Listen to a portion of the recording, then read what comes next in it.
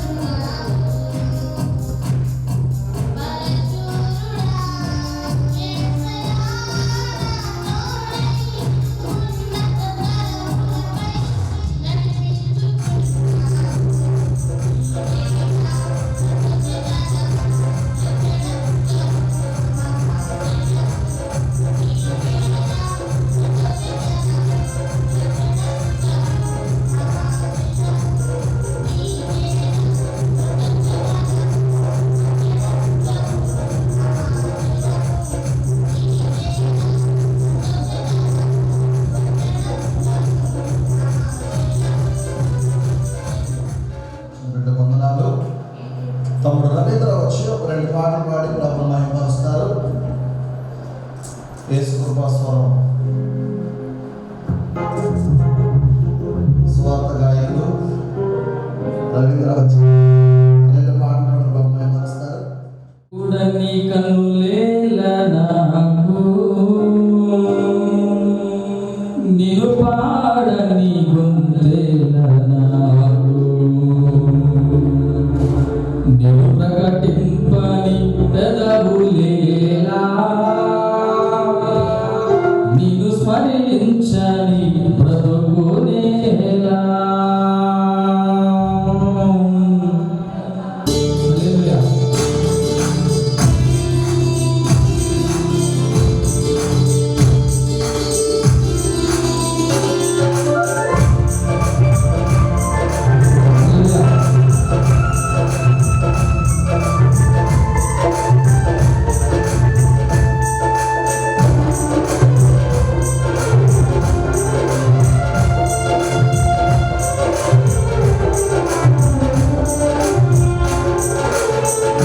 నిన్ను చూడని కన్నులేల నాకు నిన్ను పాడని గొంతేల నాకు నిన్ను ప్రకటింపని పెదవులేలా నిన్ను స్మరించని బ్రతుకునేలా. హల్లే హల్లే హల్లే హల్లెలూయా. ఆమేన్. హల్లే హల్లే హల్లే హల్లెలూయా. హల్లే హల్లే హల్లే హల్లెలూయా. ఆమేన్. హల్లే హల్లే హల్లే హల్లెలూయా. చూడని కన్నులేల నాకు నిన్ను పాడని గొంతేల నాకు.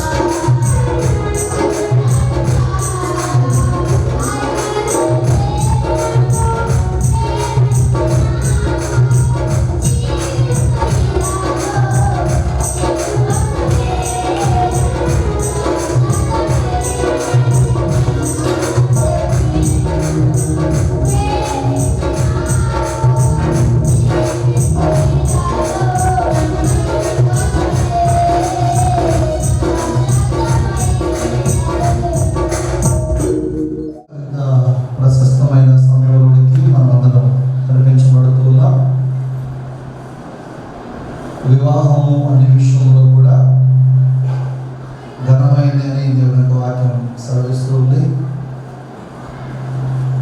మరి బైబిల్ గ్రంథంలో కూడా మొట్టమొదటి వివాహ కార్యక్రమాన్ని మొట్టమొదటి అద్భుతం యేసుప్రభు ఎక్కడ చేశారంటే వివాహంలోనే చేశారు. కానా అనేటువంటి విధిలో ఫస్ట్ అద్భుతం ప్రారంభమైంది వివాహంలో. దేవునికి స్తోత్రం. అంటే యేసుప్రభుకి వివాహ బాంధవ్యం పట్ల ఎంతో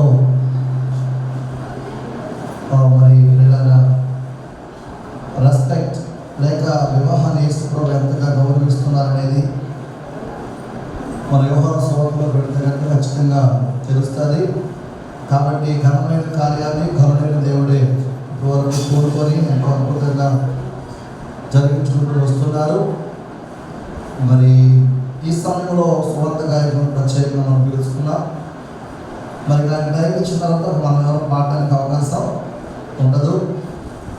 కాబట్టి వారి టైం ఇచ్చే ముందు మన మధ్యలో ఎస్తేరు కూడా వచ్చి ఒక పల్లవి చరణం పాడి మనం బయటపరుస్తుంది.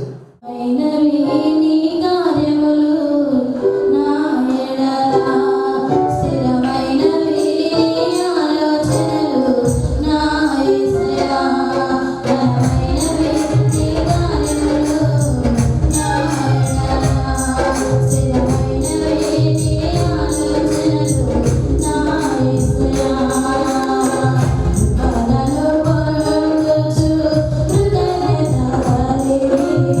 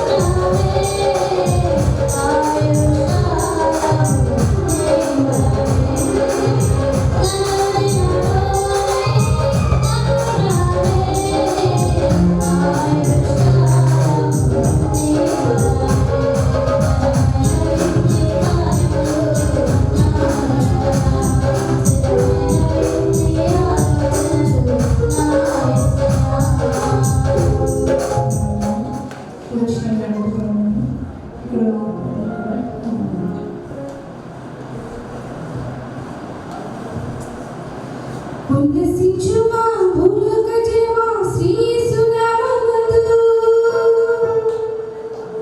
పల్లవించగా పరలోక ఆనందం హృదయ సీమయందు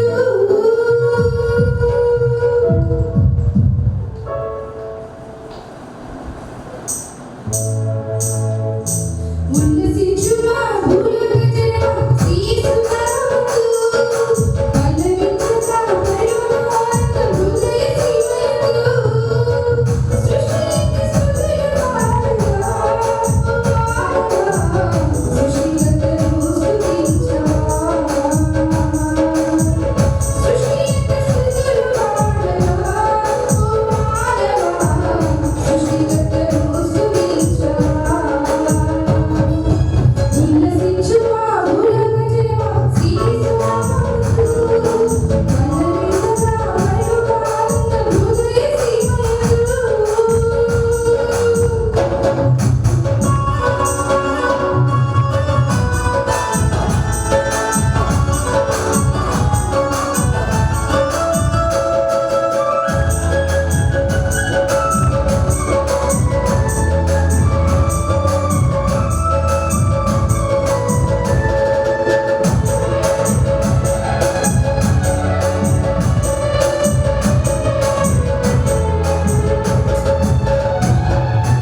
ఓడిని పైరులని సాగిని మధురమైన స్తుతులని వినిపించుచున్నవి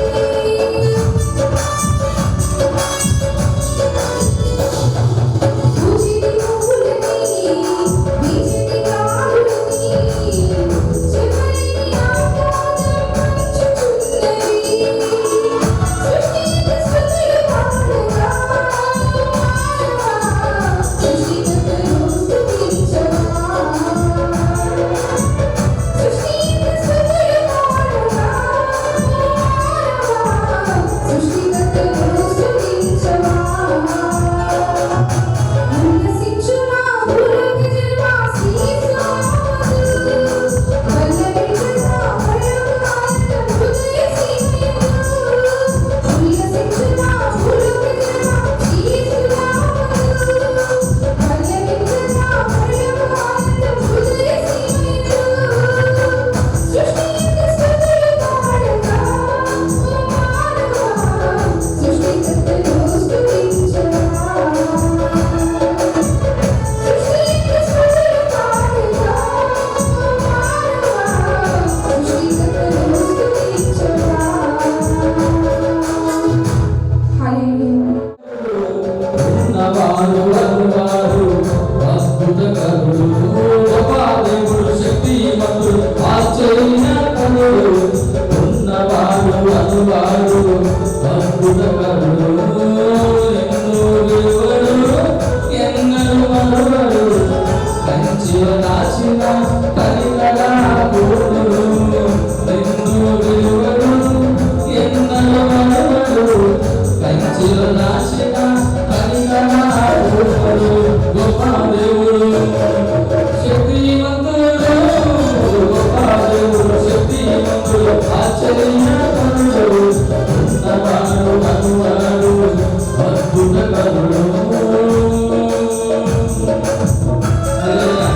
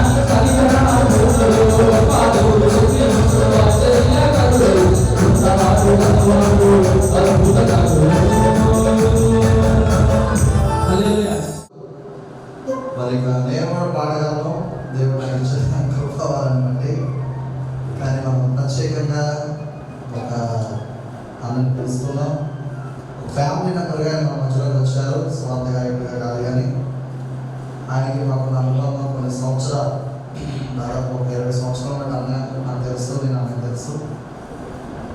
మరి సమయంలో ఆలస్యం చేయకుండా స్వార్థ గాయకులు వచ్చి ఒక 3 పాటలు పాడి ప్రభుత్వం మహిమపరుస్తారు. చప్పట్లు కొడుతూ వందనాలు. దైవజనుడు అభిషేకులు ప్రేమతో ఆహ్వానించినటువంటి రవి గారికి, వారి కుటుంబానికి, అలాగే అభిషేకులు జయపాలయ్య గారికి, వారి కుటుంబానికి కూడా వచ్చేటువంటి వందనాలు. అధ్యక్షుల వారికి, ఆర్కెస్ట్రా తమ్ముళ్ళకి కూడా వచ్చిన మీ అందరూ కూడా మెయిన్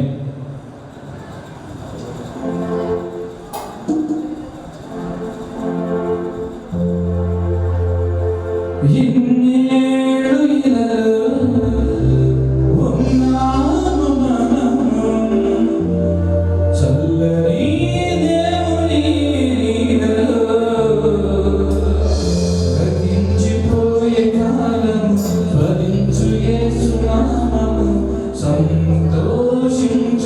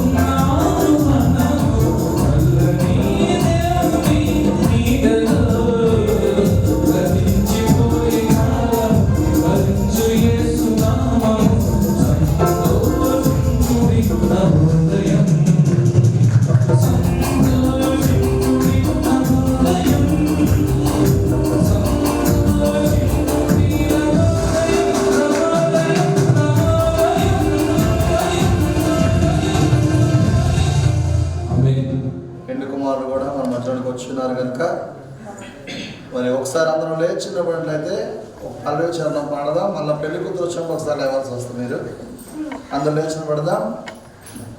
పరిశుద్ధ పరిశుద్ధ పాట పాడుతుండగా బాబు మన మధ్యలోకి వస్తారు. పల్లవి చివరి వచ్చిన పరిశుద్ధ పరిశుద్ధ పరిశుద్ధ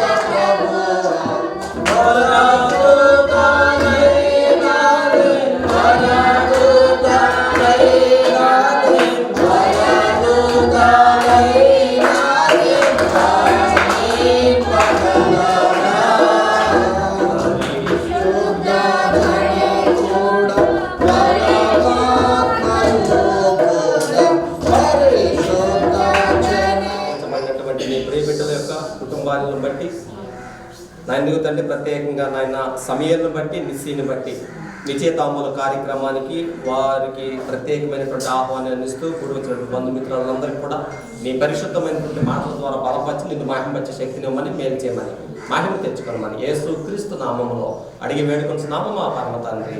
ఆమేన్.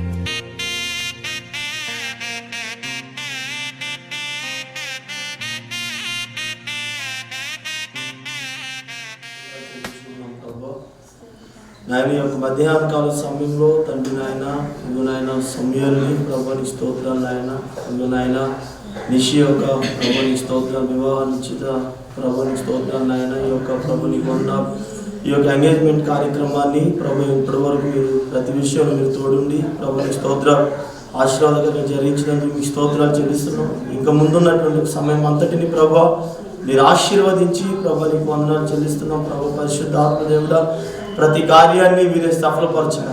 అన్ని విషయాలు మీరు మా ముందు తోడుండి ప్రభుని స్తోత్ర నైనా ప్రభుని స్తోత్రాలు చెల్లిస్తున్నటువంటి ఆటంకాలు ప్రభుని అభ్యంతరాలు లేకుండా ప్రతిదీ ప్రభుని స్తోత్ర అయ్యా ప్రభు వివాహం అన్ని విషయంలో ఘనమైందని ప్రభు లేకుండా తెలియపరుస్తున్నాయి. ఆ రీతిగానే ప్రభు ఘనమైన ఈ కార్యక్రమాన్ని మీ నామంలో మేము చేరుకుంటుండగా కదా తండ్రి ప్రభుని స్తోత్రాలు చెల్లిస్తున్నాం. నాయన వివాహం ఘనంగా చేయడానికి కృప దయచేయండి. సమస్తం మీరు సమకూర్చండి ప్రభు. తను ఈరోజు మాట్లాడిపోతున్న విషయం మీ దైవజనులు ప్రభుని పొందడం మీ సిరుజాడిని మరుగుపరుచుకొని జతపరచబడబోతున్నటువంటి ఒక ప్రభు బిడ్డలకు కావాల్సిన కుటుంబానికి కావాల్సిన శ్రేష్టమైన అమూల్యమైన సందేశాన్ని ఇగో ప్రభా ఈ యొక్క తండ్రి ఈ యొక్క మధ్యాహ్నం కోసం మీరు అందించి మీరు పొందుకోమని యేసు నామంలో ప్రార్థించడి వేడుకుంటున్నాము తండ్రి. ఆమేన్. లక్ష్మి గారి యొక్క కుమారుడు గుర్రం అబ్రహాము షారా గారి యొక్క కుమార్తె ఈ యొక్క నూతనమైనటువంటి కుటుంబ వ్యవస్థలోకి కొద్ది దినాలు రాబోతున్నారు కాబట్టి వారి కొరకు ప్రత్యేకమైనటువంటి వాక్యమును మన మధ్యకు తీసుకుని వచ్చినటువంటి మన మిత్రుడు సంజీవ్ శేఖర్ గారు మన మధ్యకు వచ్చి కొద్ది నిమిషాలు మాత్రమే వారిని బలపరచాలని వాక్యం ద్వారా స్థిరపరచాలని నేను కోరుకుంటూ సంజీవ్ శేఖర్ గారిని ప్రత్యేకంగా ఆహ్వానిస్తున్నాను. ఈ సమయమందు ఈ సంతోషకరమైన ఈ స్థలమందు లేకపోతే ఈ కార్యక్రమంలో ఇన్వాల్వ్మెంట్ అవ్వడానికి దేవుడు నాకు ఇచ్చిన ప్రత్యేకమైన సమయాన్ని బట్టి నేను ప్రభువుకి వందనాలు తెలియజేస్తున్నాను. ఇక్కడ ప్రత్యేకంగా ఇద్దరు బిడ్డలు ఉన్నారు. ఒకరు సమయలు మరొక బిడ్డ నిషి. వీళ్ళిద్దరు ఎప్పుడు మాట్లాడుకోలేదు. ఇది దేవుడు ఏర్పాటు చేసిన ఒక ప్రత్యేకమైన సంకల్పం. ఇది దేవుడు ఎంతైనా అద్భుతమైన దేవుడు. పిల్లలను తల్లిదండ్రులుగా చేసే దేవుడు ఆ దేవుడు వివాహం అనే వ్యవస్థ ద్వారా భూమిని నింపి తన ఆశీర్వాదాలతో నింపే దేవుడు ఆ దేవుడు. ప్రభునందు ప్రియమైన దేవుని పిల్లలారా, నేను ఈ సమయం ముందు నేను వాక్యమేం చెప్పను, కానీ చిన్న గ్రీటింగ్స్ లాగా కొన్ని మాటలు చెప్పాలని కోరుకుంటున్నాను. పరిశుద్ధ వాక్యాన్ని మీరు పరిశీలించినప్పుడు ఆ వాక్యంలో కొన్ని మాటలు ఉన్నాయి. అబ్రహాము ఎలియజర్ అనే పని మనిషి దాసుడితో మాట్లాడతాడు. నా కుమారునికి వివాహం చేయటానికి మీరు వెళ్ళి రండి అని ప్రమాణం చేయించి పంపిస్తాడు. ఆయన సామాన్యుడేం కాదు. ఆయన గారు అబ్రహాం గారితో మంచి మాట తీసుకొని ప్రమాణం చేసి బయలుదేరతాడు. నహోర్ అనే ప్రాంతానికి వచ్చిన తర్వాత ఆయన మొట్టమొదటిగా చేసింది ఏంటంటే ప్రార్థన చేస్తాడు. అక్కడ ఆయన ప్రార్థన చేస్తాడు. మీరు ఆ వాక్యం అంతా మీకు తెలిసిన విషయాలే. ప్రార్థన చేస్తాడు. దీంట్లో మనం నేర్చుకోవాల్సిన ప్రాముఖ్యమైన మాట ఏంటంటే, ఇద్దరు బిడ్డలు కుటుంబీకులుగా చేయాలంటే ముందు మనం నేర్చుకోవాల్సిన పాఠం, ఇక్కడ చాలామంది తల్లిదండ్రులు ఉన్నారు, వివాహం కావాల్సిన బిడ్డలు ఉన్నారు. ప్రార్థన చేసి ప్రార్థనతో కుటుంబాలు కట్టడం అనేది ఈ దినాల్లో చాలా అరుదు. మన బిడ్డలకు వివాహం జరగాలన్నప్పుడు వివాహం చేసుకునే వాళ్ళు కూడా నాకు ఒక మంచి భర్త కావాలని, నాకు ఒక మంచి భార్య కావాలని వారు, తర్వాత తల్లిదండ్రులు, పాపలు ఉంటున్న తల్లిదండ్రులు కానివ్వండి, పిల్లలు ఉంటున్న తల్లిదండ్రులు కానివ్వండి, వీళ్ళు దేవుని సన్నిధిలో ప్రార్థన చేసి కనిపెట్టి ప్రార్థన చేస్తే దేవుడు మంచి బిడ్డల్ని వారిని మంచి కుటుంబంగా తయారు చేయడానికి అవకాశం ఉంది. ఆ దాసుడు ఒంటెలన్నీ మోకరింపజేసి నా యజమానుడు అయిన ప్రభువా అని ప్రార్థన చేస్తాడు. నా యజమాని ఎలా దీవించావో నా యజమాని కుమారునికి ఆయన ఒక మంచి బిడ్డనివ్వండి అని ప్రార్థన చేస్తాడు. నాకు ఆ వచనం చదివినప్పుడు దేవుని మీద ఎంత డిపెండ్ అయ్యాడు అనే మాట నాకు అర్థమవుతుంది. ఈ రోజున మరి శామ్యూల్ తల్లిదండ్రులు కానివ్వండి, ఆ నిషి తల్లిదండ్రులు కానివ్వండి, వారు ఎంతో ప్రార్థన చేశారు. ప్రార్థన చేసి ప్రభువా ఈ ఇరువురికి నాయన ఒక మంచి బిడ్డని ఒకరికి తోడుగా ఉండటానికి కృప చూపించాయని ప్రార్థన చేశారు. నేను ఈ సమయంలో మరొక మాట చెప్పాలనుకున్నాను. ప్రార్థన చేసిన వెంటనే ఒక అమ్మాయి బిందె తీసుకుని వస్తుంది. ఆ అమ్మాయితో మాట్లాడతాడు, ఈయన నాకు కొంచెం మంచిగా అవుతుంది తల్లి, కొద్దిగా నా ఒంటెలు కూడా అవుతున్నాయి అని ఏదో చెప్తాడు. నీకు నీ ఒంటెలు కూడా నీళ్ళు అందిస్తానని చెప్పాడని మనం చదువుతాం అక్కడ. నేను ఇక్కడ చెప్పాల్సిన మాట ఏంటంటే, ఏ వ్యక్తి అయితే ఆడపిల్ల వివాహానికి సిద్ధపడుతుందో పని చేయగలిగే బిడ్డగా ఉండాలి అని నేను అనుకుంటున్నాను. ఆడపిల్లలు మంచి వంట చేసే పిల్లలుగా ఉండాలి. నిషేక్ మరి చపాతీలు చేయటం తెలియదు, మరి ఒకవేళ చపాతీలు చేయటం, మంచి మంచి కూరలు ఉండటం నేర్చుకోవాలి. తర్వాత తన భర్తకే కాకుండా, ఎందుకంటే నా శామ్యాలు నాతో అప్పుడప్పుడు అన్నాడు, అన్న నేను మంచి సేవకున్న వాళ్ళన్నయ్య, మా డాడీ లాగా వాక్యం చెప్పాలన్నయ్య అంటున్నప్పుడు వీడు సేవకుడైనటువంటి పిల్లోడు అనేక మంది సేవకులు వస్తారు వాళ్ళ ఇంటికి, అనేక మంది పరిశుద్ధులు వస్తారు. నిషి వచ్చిన వారికి అందరికీ మంచి వంట తయారు చేయగలిగే బిడ్డగా ఉండాలి. అది నేను కోరుకుంటున్నాను. నీ చేతుల యొక్క కష్టార్జితం ఆశీర్వాదకరంగా పరిశుద్ధులకి పెట్టగలిగే చేతులుగా ఉండాలని ప్రార్థన నా యొక్క మనవి. దీంట్లో రెండో పాయింట్ ఏంటంటే, వివాహం కావటానికి ప్రార్థన జీవితం ఉండాలి. వివాహమైన తర్వాత కుటుంబాన్ని సగం ఆ కుటుంబాన్ని కట్టుకోవాలంటే మంచి మంచి పనితనం అనేది కనపడాలి అక్కడ. అది ఎప్పుడైతే కనపడుతుందో దేవుడు ఆ యొక్క పనిని బట్టి తన యొక్క ఇల్లు బాగుంటుంది, వచ్చిన వారికి బాగుంటుంది, తన కుటుంబానికి బాగుంటుంది, పనిచేసే వారిని దేవుడు ఎక్కువగా దీవిస్తాడు. కనుక ఈ రోజున నిషికి ఒక నా బిడ్డగా మంచి మసాలా కూర ఉండటం నేర్చుకోవాలి. హల్లెలూయా. బ్రహ్మాండమైన కూరలు వండి తన భర్తగా పెట్టాలి. వచ్చిన మేము కూడా అప్పుడప్పుడు వస్తూ ఉంటాం మిమ్మల్ని చూడటానికి. మీరు మాకు మంచిగా వంట చేసేటట్టుగా ఉండాలి. నెంబర్ 2. రెండో విషయం ఏంటంటే, ఈ అమ్మాయి ఎలియాజరుతో మాట్లాడిన తర్వాత ఈ అమ్మాయి తన తల్లిదండ్రుల దగ్గరికి వెళ్ళిపోయి, బావి దగ్గర ఒక సంఘటన జరిగింది నాకు, ఇదిగో ఆ అబ్బాయి నాకు కొన్ని కడియాలు పెట్టాడు అని చెప్పింది. అంతే. మిగిలిన విషయాలని మీరు మాట్లాడుకుని అని చెప్పానని వాళ్ళ నాన్నగారితో వాళ్ళ యొక్క తల్లిదండ్రులకు చెప్పింది. ఈ అమ్మాయి ఎంత మంచి సుగుణం అంటే, ఆ అమ్మాయి మీ తల్లిదండ్రులు ఎవరు అని మాట్లాడిన మాటకి ఇంక అక్కడేం మాట్లాడుకు నాకేం తెలియదు, మా తల్లిదండ్రుల దగ్గర తీసుకుని వెళ్తాను అని చెప్పి తీసుకొని వెళ్ళి ఇక్కడ జరిగిన సంభాషణ అంతా తల్లిదండ్రులతో చెప్తే ఈ ఎలియాజరు వాళ్ళ ఇంటికి వెళ్ళిన తర్వాత ఆ ఇంట్లో వారు వీరు మాట్లాడుకున్నారు. నాకు రెబకాలో ఉంటున్న మంచి లక్షణాలు ఏం కనపడుతున్నాయి అంటే, వివాహం విషయంలో నా తల్లిదండ్రులు నిర్ణయించాలి, నా తల్లిదండ్రులు మాట్లాడాలి, పెద్దలు సేవకులు మాట్లాడాలి. వివాహం అనేది నా సొంత ఆలోచనలతో సొంత నిర్ణయాలతో జరిగేది కాదు. ఇది నా తల్లిదండ్రుల సమక్షంలో సేవకుల సమక్షంలో జరగాలనే కాన్సెప్ట్తో ఇక్కడ ఏం జరిగిందంటే ఎక్కువ తక్కువ మాట్లాడుకుంటే సేవకులు అది వాళ్ళ తల్లిదండ్రుల దగ్గరికి తీసుకెళ్ళి అప్పటికిప్పటికి నేను పోల్చి చూస్తే ఇప్పుడు అట్లా జరగట్లా. పెళ్లి చూపు రావడంతోనే ఎస్ఎంఎస్లకి అవుతుంది, వాట్సాప్లో ఇటు నుంచి ఒక 4 నెంబర్ తిరిగి చాలా గందరగోళంగా ఉంటుందండి. నేను ఎన్ని వివాహాల దగ్గరికి వెళ్ళి చూశాను. అట్ట నిశ్చితార్థం జరగడంతో మనకు వాళ్ళ కళ్ళు, ఆ పిల్లోడి కళ్ళు, ఆ పిల్ల కళ్ళతోనే ఫోన్ నెంబర్లు వెళ్తాయి అనుకుంటా వాళ్ళ దగ్గరికి. ఆ ఎస్ఎంఎస్లు ఇంకెక్కడే మాట్లాడదు. అక్కడ తల్లిదండ్రుల దగ్గర ఎలియేజర్ దగ్గర ఏదైతే మాట్లాడిందో తిరిగి వెళ్ళిపోయి తన తండ్రి నాకు ఇట్లా జరిగింది సార్, మమ్మీ డాడీ ఇట్లా జరిగింది, ఎవరో ఒక ఆయన అడిగారు, మిగిలిన విషయాలు మీరు మాట్లాడండి. ఎంత మంచి బిడ్డ ఎంత మంచి బిడ్డ అంటే తన వివాహం విషయం పెద్దల సమక్షం జరగాలని కోరుకుంది అయ్యమ్మ. నేను 4వ విషయం మాట్లాడుతున్నాను. 4వ విషయం ఏంటంటే, ఏలియాజరుతో మాట్లాడిన తర్వాత ఆ అమ్మాయి గురించి రాబడిన మాట ఏంటంటే కన్యక అని రాయబడింది, చక్కనిది అని రాయబడింది, ఏ పురుషుడు కూడలేదు అని రాయబడింది. వివాహం కాకముందు చాలామంది బిడ్డలు చెడిపోయిన వారు ఉంటారు, పడిపోయిన వారు ఉంటారు.